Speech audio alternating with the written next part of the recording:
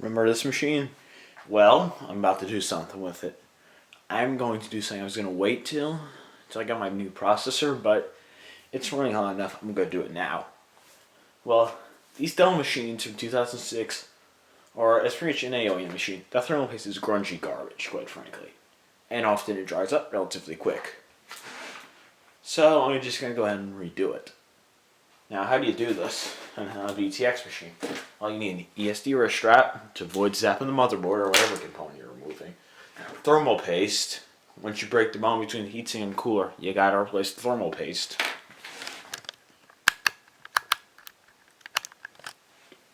And a long screwdriver. Long is intentional.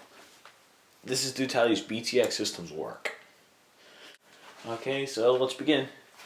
First of all, we're going to open it as the previous video shown. And then you're going to want to put your ESD wrist strap on now that you got the cover off. You can also put this on before you remove the cover, but what's the point of that? Just put it on after you remove the cover.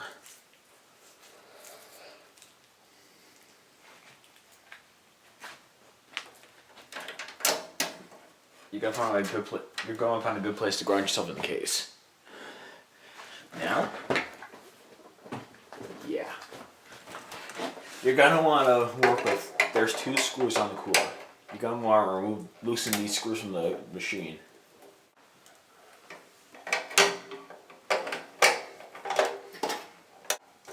Once you have these screws loose from the machine, you can just go ahead and wiggle the cooler out as follows.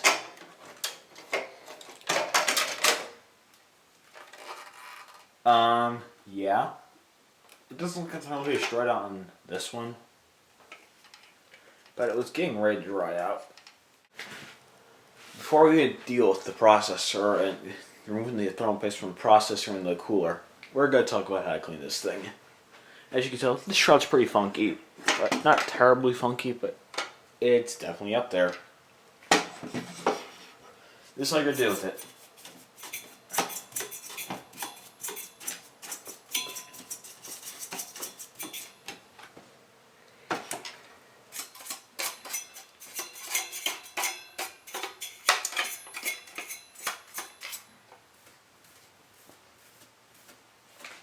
And there you go. That's how you clean that out. Now as to the processor, if you have a thermal pad, you could just wipe it off, but make sure you blow into the processor, and then you can flip this on its side and check it, but you actually press this in and check if anything got under the pins. It's not very likely, but it could very well happen. If it happened, take out the processor, blow out the pins, and then you would clip it back in.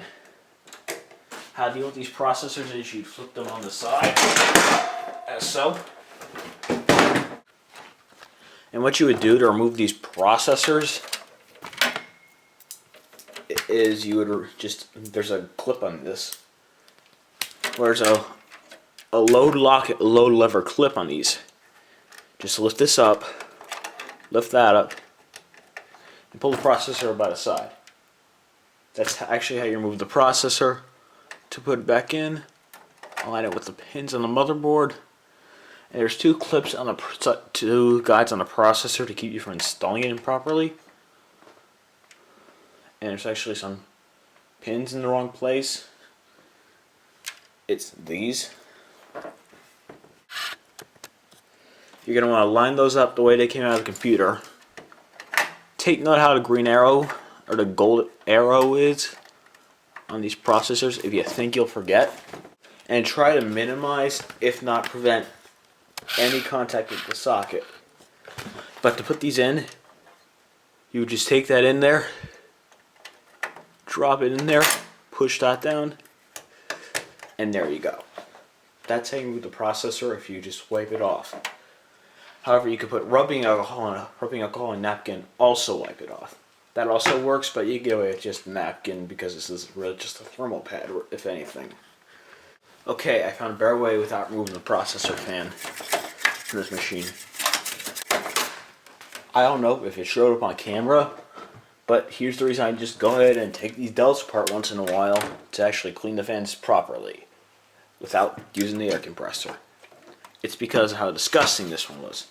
There was a bunch of dust clouding off of this one. In fact, let's take a look at this. Yeah, that fan was pretty grungy actually. Yeah, I'm actually glad I took this one apart. Okay, now that the processor and the heatsink are clean, and the cooling shroud, it's time to worry about the thermal paste. You're going to need a napkin for this one. And what you're going to do is you could take some rubbing alcohol. It could be any percentage. Anything lower than 70 won't work well. I recommend going with 91% alcohol. You need isopropyl alcohol to do this. You're going to want to put some on a napkin. And then wipe this off. This removed the old thermal paste.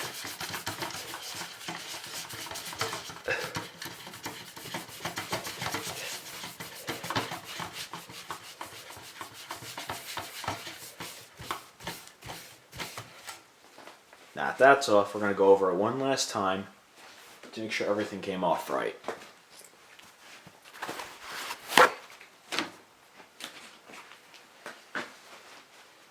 Because it does look like some of it didn't come off because that was a pad.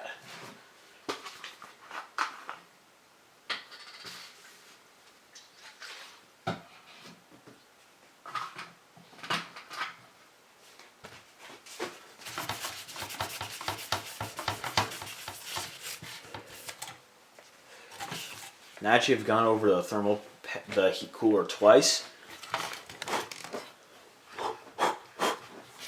blow off any dust that comes up. Now moving on to the computer again, we're going to put a dot of thermal paste. It doesn't need to be a big dot, just enough to cover the die, or the heat spreader nowadays. But what you're going to do is you're going to put a dot slightly larger than a P. Something like that. You're going to want to replace this cooler in the machine. To do this, there are two clips on the side of this bracket. Line those up with that, and then it might take a try or two, but you'll get it eventually. You just push down and hold it down so you get pressure on the thermal paste.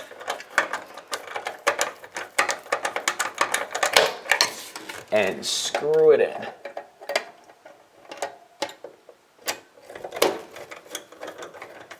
And if you did opt to unplug the fan from the machine, plug it back in or the machine will yell at you previous fan failure or CPU fan failure. As I originally done before because I thought I was going to take the fan out, but I didn't. If you do not take the fan out and use the paintbrush, you do not have to unplug that fan connector. It can stay where it is. It's not going to affect anything. So there you go. There's how you take one of these machines apart, redo the thermal paste, and clean the fan in these things.